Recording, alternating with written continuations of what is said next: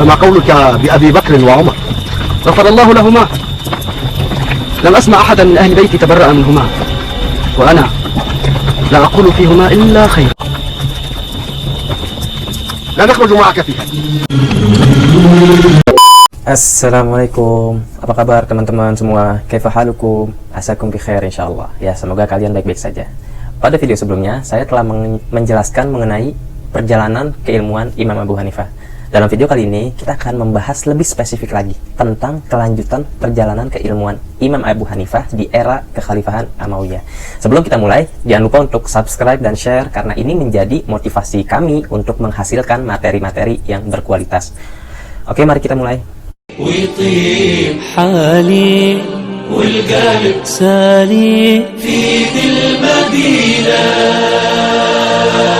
محمد من على رتب المعالي وزاد على النبيين مقاما. Pada masa Imam Abu Hanifah hidup, banyak tumpah darah yang dialami oleh kaum muslimin dan belum pulih dikarenakan terjadinya peristiwa Karbala yang terjadi di tahun 61 Hijriah, yaitu dibunuhnya Husain bin Ali oleh pasukan Ubaidillah bin Ziyad di saat kekhalifahan Yazid bin Muawiyah, anak dari Muawiyah bin Abi Sufyan. Politik tangan besi diadopsi oleh gubernur-gubernur Bani Umayyah, yaitu Hajjaj bin Yusuf dan Ubaidillah bin Ziyad. Kemudian, karena Bani Umayyah membuka banyak perluasan Islam, otomatis mereka memperoleh kekayaan negara dan menggunakannya untuk kepentingan golongan mereka sendiri. Nah, masyarakat jadi memandang negatif kepada Bani Umayyah. Simpati kepada Bani Umayyah secara perlahan mulai berkurang. Terlebih, politik diktator Ubaidillah bin Ziyad juga terus dilakukan terhadap Bani Hashim.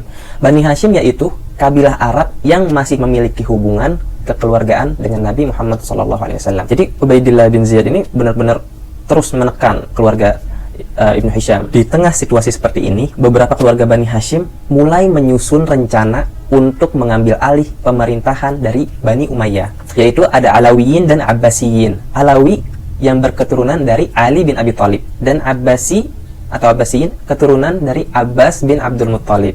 Mereka satu silsilah di Bani Hashim. Dua keluarga ini menyusun rencana besar-besaran untuk melakukan revolusi penggulingan Bani Umayyah. Nah, dari Alawi ada Zaid bin Ali Zainal Abidin yang merupakan guru dari Imam Abu Hanifah, dan juga Zaid adalah cucu dari Husain bin Ali bin Abi Thalib.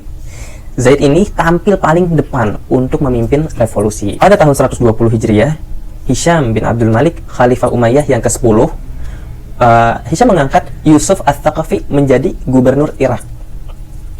Yusuf Ats-Tsaqafi masih keluarga dengan Al-Hajjaj Ats-Tsaqafi, gubernur Irak pada masa sebelumnya yang sangat brutal dalam hal kepemimpinan. Tapi Al-Hajjaj ini brutal kepemimpinannya terhadap Kufah karena banyak orang munafik di dalam Kufah. Kalau digambarkan, bahkan hadis kalau masuk ke dalam Kufah sejengkal, keluar dari kota Kufah jadi sehasta. Saking banyaknya orang-orang munafik dalam kota Kufah yang nambahin dan mengada-ngada. Kemudian Hajjaj bin Yusuf memimpin di Kufah karena Kufah masyarakatnya nyusahin, terlalu ngeyel, makanya butuh orang yang tegas seperti Al-Hajjaj. Walaupun brutal, tapi emang butuh orang-orang seperti Hajjaj untuk memimpin kota tersebut. Analoginya gini, ibarat ada satu kelas yang muridnya itu badung-badung, nakal banget. Pokoknya yang semua guru udah coba ngajar, kewalahan, dan semua guru udah komplain ke kepala sekolah.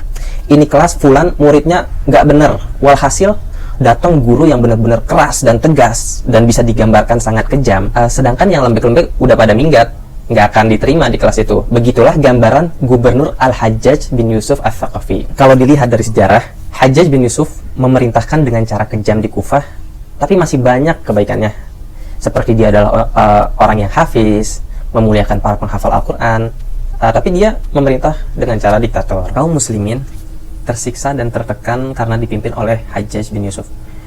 Hajjaj ini gampang banget ngebunuh orang. Ada yang salah dikit, langsung potong lehernya. Sangat kejam. Tapi Hajjaj nggak pernah korupsi. Mati pun dalam keadaan miskin. Nggak ada harta negara yang masuk ke kantongnya. Bahkan dia juga hafal 30 juz. Dan pernah jadi guru Al-Quran dulu di Taif sebelum jadi penguasa. Bahkan Umar bin Abdul Aziz yang digolong sebagai khalifah kelima Khulafa Ar-Rasyidin mengatakan terhadap Hajjaj, ma hasadtu al-Hajjaj ala syai'in hasadi iyyahu ala hubbihi al-Qur'ana wa i'ta'ihi ahli. Yang artinya, saya sangat iri terhadap Hajjaj bin Yusuf karena kecintaannya terhadap Al-Quran dan Ahlul Quran. Kemudian pas pertama dia memimpin kota Kufah, pas baru datang pertama kali masuk kota Kufah, hari pertama Hajjaj bin Yusuf datang, dia tutup wajahnya. Kemudian dia buka penutup wajahnya pas mau ceramah. Kemudian dia ceramah, dan salah satu ceramahnya yaitu wa akhbirukum annahu hina wallani alaikum amiral mu'minin qalladani bisayfain, sayfur rahmah wa sayful adzabi wan naqmah. Fa amma sayfur rahmah faqad saqata minni fit tariq fa wada'tuhu wa amma sayful adzabi wan naqmah fa huwa sayfi hadza. Katanya Hajjaj, di saat saya diperintahkan Amirul Mukminin menjadi pemimpin terhadap kalian, atau gubernur lah istilahnya, tadi saya ke Kufah berangkat bawa 2 pedang, pedang kasih sayang Saifur Rahmah, dan satunya lagi pedang hukuman Saiful Adabi wan Naqmah. Yang pedang kasih sayang jatuh hilang di tengah jalan, nggak tahu kemana. Sisa pedang hukuman, yaitu pedang yang saya akan gunakan terhadap kalian. Penduduk Kufah yang dengar langsung gemeter ketakutan, nggak main-main ini. Kemudian Hajjaj bin Yusuf juga ngomong di salah satu ceramahnya, inni ara ru'usan qad ay'anat wa hana qitafuha wa inni la sahibaha. Yang artinya, saya melihat kepala-kepala yang sudah waktunya dipetik, siap dipetik, dan sayalah yang akan memetiknya. Dipetik, coba, kepala udah kayak bunga aja. Coba kalian bayangin gimana sih seremnya kota Kufah di era gubernur Hajjaj. Al-Hajjaj penggal orang tuh udah kayak potong ayam aja. Intinya, kejam banget. Tapi kalau dari penglihatan sejarawan, memang yang paling cocok memerintah Kufah memang Hajjaj, karena Kufah itu masyarakat yang sudah susah diatur. Bahkan Khalifah Umar bin Khattab pernah mengeluh mengenai Kufah. Ini sekelas Umar loh, karena masyarakatnya yang ngeyel dan susah banget diatur. Ini bahkan kalau ada hadis masuk ke kota Kufah sejengkal, keluar kota Kufah sehasta, dipalsukan, ditambah-tambah sama kaum munafik dan ahlul kitab lainnya. Jadi Kufah itu dulu wilayah yang kaum muslimin harus sangat hati-hati dengan hadis. Makanya Imam Abu Hanifah lebih mengoptimalkan rasionalismenya. Bukan Imam Abu Hanifah nggak mau kembali ke Al-Quran dan Sunnah, tapi ini untuk mencegah supaya tidak termakan oleh hadis-hadis palsu di kota Kufah. Pinter Imam Abu Hanifah, pinter banget. Biar nggak sembarangan gitu menerima hadis, digunakan metode optimalisasi rasionalisme. Jadi Abu Hanifah hati-hati karena di zamannya begitulah keadaan hadis Nabi SAW. Oke, kita kembali ke kisah Imam Abu Hanifah. Ayah Yusuf Ats-Tsaqafi, Umar, adalah sepupu dari Al-Hajjaj. Selama menjadi gubernur Irak, beberapa catatan sejarah menyatakan bahwa Yusuf memerintah dengan cara yang sangat kejam. Kalau dikatakan Al-Hajjaj masih punya kebaikan, kalau Yusuf benar-benar saya tidak menemukan, nggak ada saya dapetin pujian ulama terhadapnya. Yusuf Ats-Tsaqafi telah banyak menyiksa lawan-lawan politiknya. Yusuf sebelum diangkat menjadi gubernur Irak, menjadi gubernur Yaman dulu. Dulu aktivitas utamanya di sana, di Yaman, adalah memberantas pemberontakan Khawarij. Beberapa laporan mengatakan dia, Yusuf, juga bertanggung jawab atas kematian Wahab bin Munabbih, seorang ulama tabi'in dalam bidang sejarah yang tinggal di Yaman. Wahab bin Munabbih ini juga terkenal dengan ilmu Israiliyat. Israiliyat itu apa? Israiliyat adalah berita yang dinukil dari orang Bani Israel, baik yang beragama Yahudi ataupun Nasrani, dan umumnya berasal dari masyarakat Yahudi. Contoh dari Israiliyat seperti nama-nama yang tidak disebutkan dalam Al-Quran, kayak Qabil dan Habil, atau contoh lain Zulaikha. Dalam Al-Quran, Allah berfirman dalam ayat 27 surat Al-Maidah, "Watlu alaihim naba abnai Adam." Ceritakanlah, wahai Nabi Muhammad, tentang kisah kedua anak Adam. Gak disebutkan nama keduanya itu siapa, hanya dijelaskan tentang kisah kedua anak Adam. Di hadis pun gak akan ditemukan nama-nama Qabil dan Habil. Mau dalam hadis sahih maupun dalam hadis palsu, gak akan ketemu nama Qabil dan Habil. Tapi bisa dirujuk dari kitab-kitab lain, ditemukan namanya dari kitab Taurat ataupun Injil, di mana disebutkan namanya dalam riwayat mereka. Melalui Israiliyat lah kita bisa tahu, oh namanya ternyata Qabil dan Habil gitu. Jadi singkatnya, Yusuf Ats-Tsaqafi ini yang ngebunuh seorang ulama yang juga sejarawan atau juga Israiliyat yang bernama Wahab bin Munabbih. Pada tahun 120 Hijriah, di tengah suasana menurunnya simpati masyarakat terhadap kekhalifahan Bani Umayyah, Zaid bin Ali Zainal Abidin, salah satu pemuka Alawi dan pemuka dalam Syiah Zaidiyah, secara diam-diam menggalang baiat untuk melakukan perlawanan terhadap kekhalifahan Umayyah. Kalau yang dari saya pikirkan, saya pribadi, ada juga penyebab lain Zaid bin Ali Zainal Abidin ini nggak berontak. Karena kakeknya dibunuh dan dieksekusi, yaitu Hussein, cucu Nabi Muhammad SAW, oleh pasukan Bani Umayyah. Bisa dibilang dendam kesumat. Ditambah lagi keluhan-keluhan yang dialami masyarakat terhadap pemimpin-pemimpin Bani Umayyah. Zaid memperoleh dukungan sangat besar, sebanyak 15.000 pasukan atau orang berbaiat kepadanya. Pada masa-masa inilah kemudian Abu Hanifah menyatakan dukungan terhadap Zaid. Dia memberikan dukungan moral dan finansial untuk gerakan Zaid ini. Dan Abu Hanifah yang waktu itu udah menjadi tokoh besar gak lama dari meninggalnya Ahmad, gurunya.